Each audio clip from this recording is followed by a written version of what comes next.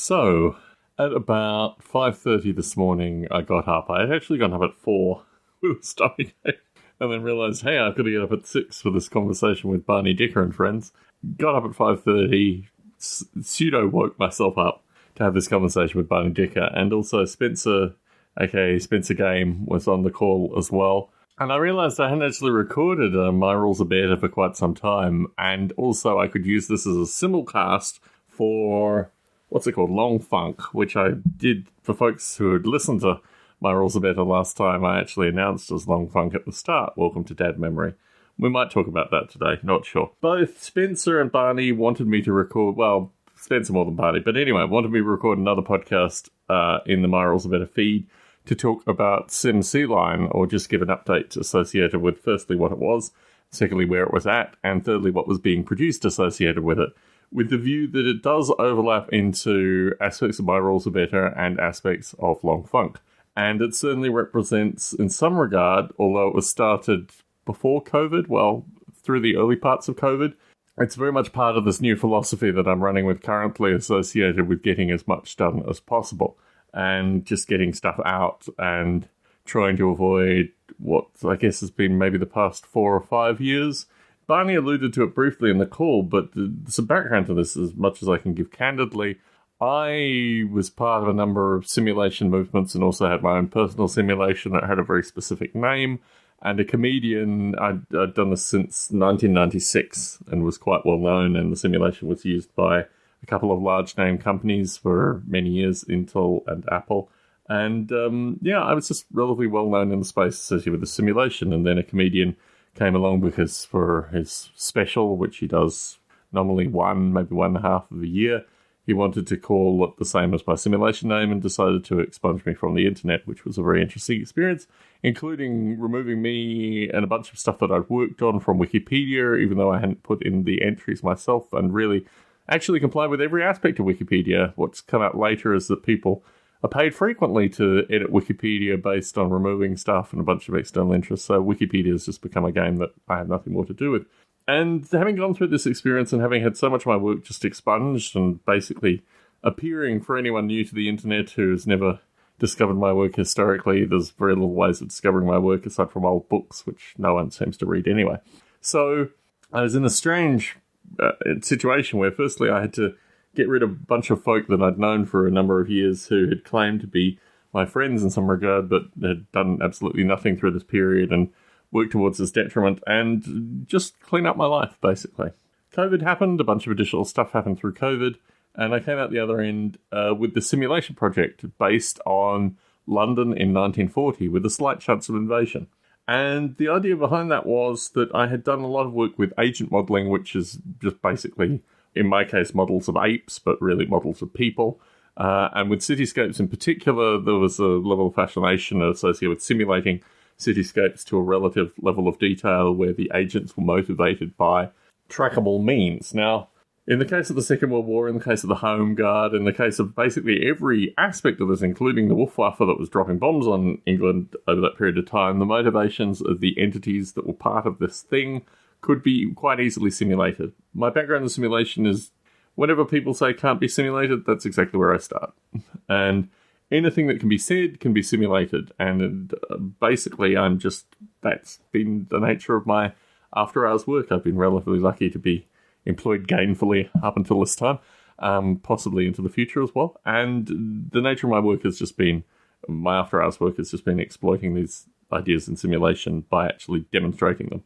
So, Sea Lion as a thing posed a number of interesting components. It's mainly mythology now, and certainly when you start to look at these things critically, particularly with regards to agent modeling and simulation, you have to deal with what you know, what you can say are constants, what you can't say are constants, what people would like to see, like obviously Luftwaffe bombing, even though the Luftwaffe records of the bombing and the actual locations that were bombed and a variety of other things, you start to find, unfortunately, have become incredibly fuzzy. And you start to actually really have to address what the nature of the Second World War is in terms of factual knowledge and how strongly you should relate to this factual knowledge. So a lot of the stuff in Sim Sea Lion is based on primary source information, which is incredibly interesting and certainly something that I got into through the COVID period. So a relatively large land area, it's about 100 miles by 100 miles, represented down to the individual buildings and even simulating the rooms in the individual buildings. Now, let's talk a little bit about my background with urban simulation. I wrote an urban terrorist simulation called The Mushroom Boy back in 1997. And at the time, I got a grant from the Commonwealth Science and Industry Research Organisation, the CSIRO in Australia, in order to continue with the simulation. However, I didn't take the funding because I wanted to have the intellectual property for the future, which here has been remarkably useful. So SimCline is both a simulation and it's also now a book project to cover the early part of the simulation and also cover a lot of the primary material, how I've used the primary material and translated that into simulation with a pre-existing simulation that I don't really talk about, but obviously has to be talked about at some stage. So there's at least another book there associated with talking about contemporary simulation methodology and where my existing open source code, because basically the project didn't die when the comedian started his... I mean, here we're talking about someone who made $30 million in a year and was using thousands, tens of thousands of dollars to remove me from the internet for an extended period of time. And basically that writes itself. So as an individual, I've never really been interested in amassing as much money to save my intellectual property as possible, and I just basically thought, let rip after a period of time. So, in any case, that's SimCline. As it is currently, for maybe 3 years solidly, I say 5 to some, because I give a kind of fuzzy period of continued communication. I've also worked on some of Bob Mottram's work. My long-time co-coder, Bob Mottram, has come back and gotten involved with SimCline, which really is 90% of why the simulation is where it is today.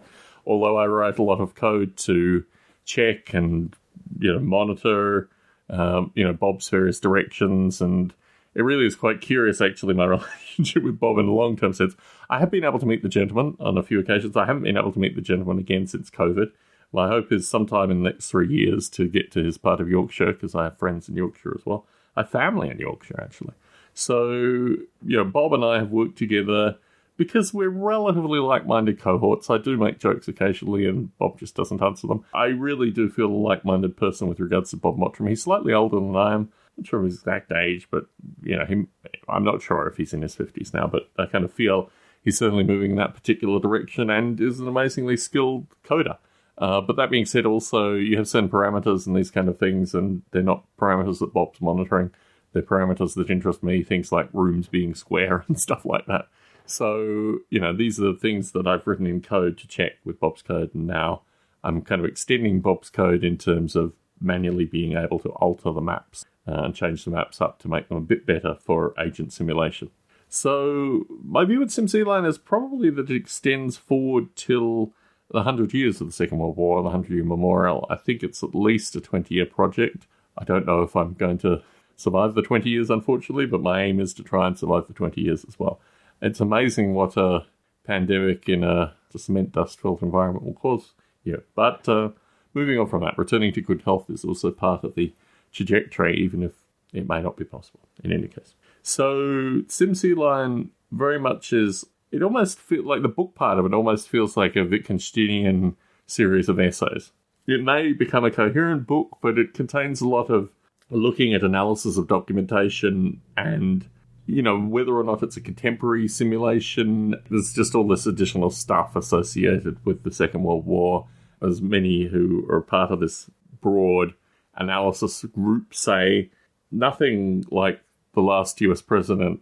These are just practical realities that people will reach for Nazism when they are lacking a proper vocabulary.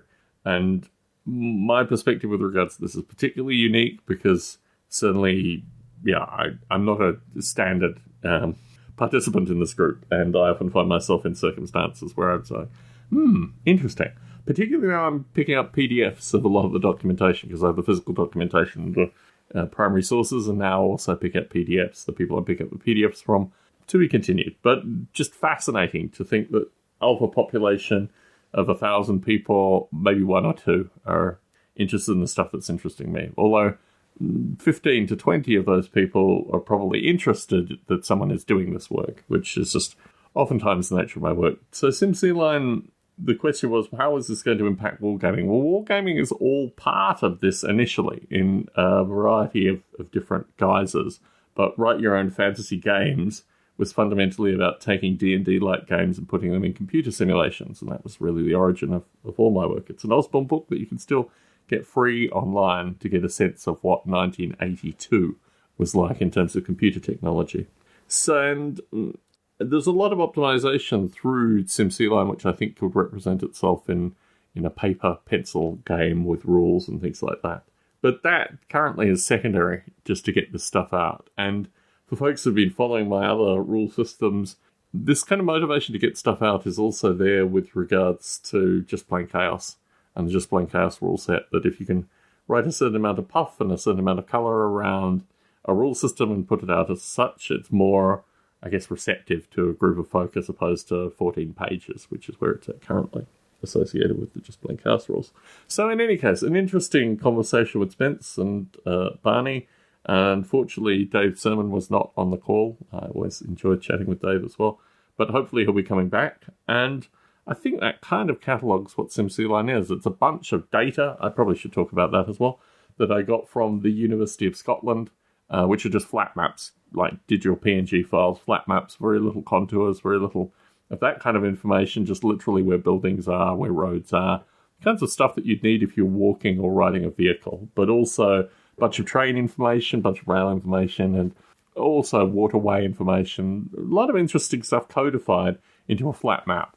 So a substantial portion of what Bob Bottom has done is take those flat maps, remove the codification, or basically explicitly code for the codification to bring out the details in a JSON format, which is a text-based format that just gives coordinates and, this is a road, this is a building, this is a tree, this is an orchard, these kind of things that the maps contain, but aren't actually codified in spatial location. So taking that JSON information, also there's a topological data map that I've pulled from a trusted source, let us say, GTOPO 30 map, which I talk a bit about in the book.